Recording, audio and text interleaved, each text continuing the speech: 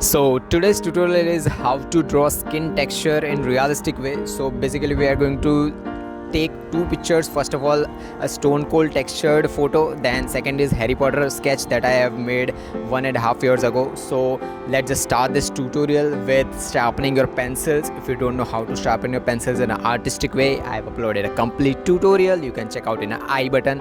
And let's just sharpen our pencils. And what happens is that if you are going to use the common sharpeners for graphite pencils or charcoal pencils, your pencils, you have to sharpen your pencils after every 5 or 10 strokes, and that is just hectic, and making a realistic sketches in a more and more realistic way, it is the toughest way any artist can get frustrated every time, because it is so much time consuming and you have to have patience while making skin texture, to make a nose and to make eyes, and these are things you can make in 1 hour or 1.5 hours, that's almost. But to make a skin into a realistic skin, it consume your time, you should have patience for that thing.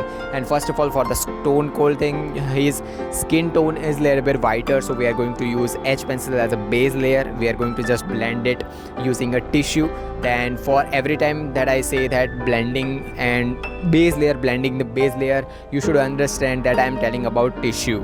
So many people asked me about how we can use a blending stump and earbud and this type of different type of things, like which type of things you should use for different type of portraits and this type of things. But what I can say is that no blending stump and no earbud, no tissue is helpful for you if you don't have skills. You should increase your skills like shading, how you hold pencil, how you apply pressure, and this is the type of basic skills you should improve, then go for any type of blending stumps and this type of tools. So for the base layer, as we have used edge pencil, blending it using a tissue, then we start making those smaller pores of the skin texture. Like the direction of the forehead of stone cold, direction of skin pores are literally flat, but while making those texture, you shouldn't apply pressure. Use 0.3 mm mechanical pencil, or you can also use a 2B pencil. Sharpen it as much as you can, then make smaller to smaller pores. Just zoom out your reference picture that you are using and you will see so many pores. After you will make 100 or 200 or 300 sketches, observe the direction of skin texture, like the texture of below eyes are different, texture and direction of pores and skin texture above nose and forehead and this type of basic things, and direction of skin texture is different everywhere. So you should focus on the direction of these things and zoom out your pictures as much as you can, so that you have details and you can apply details. Second thing was Harry Potter sketch. We have used hard charcoal pencil for making skin texture on his faces. You can clearly see that I haven't used a base layer, and that was the mistake. But at that time my skill was not that improved and I was not much aware that I should use a base layer and this type of things. So I just started making a skin texture and this type of thing because I was having a 2 HD and 4K photo of Harry Potter. So I just literally just made the thing that I just saw on the reference picture, and for that thing I just lost making a base layer.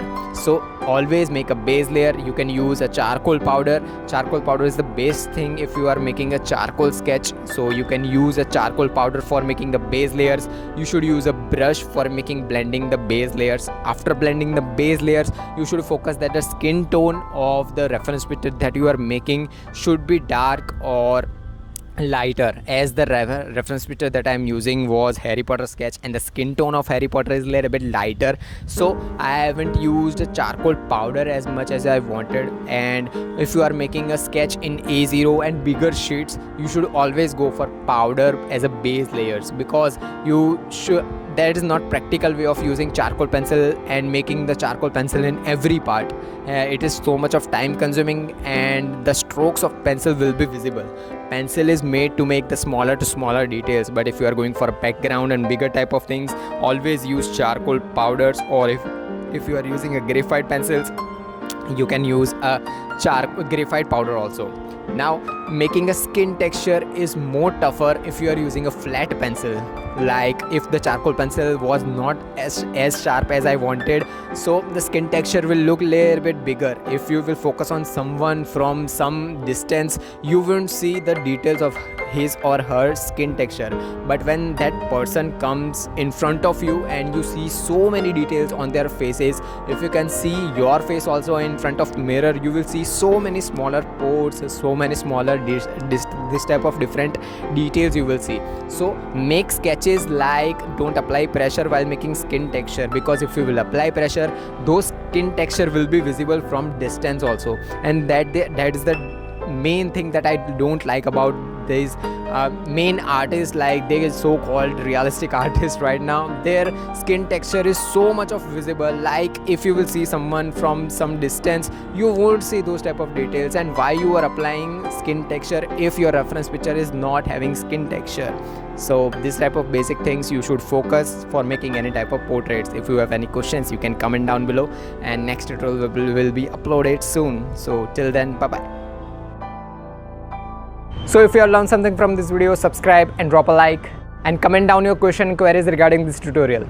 Meanwhile, take care of your loved ones too. Have an artistic day. Tattoos.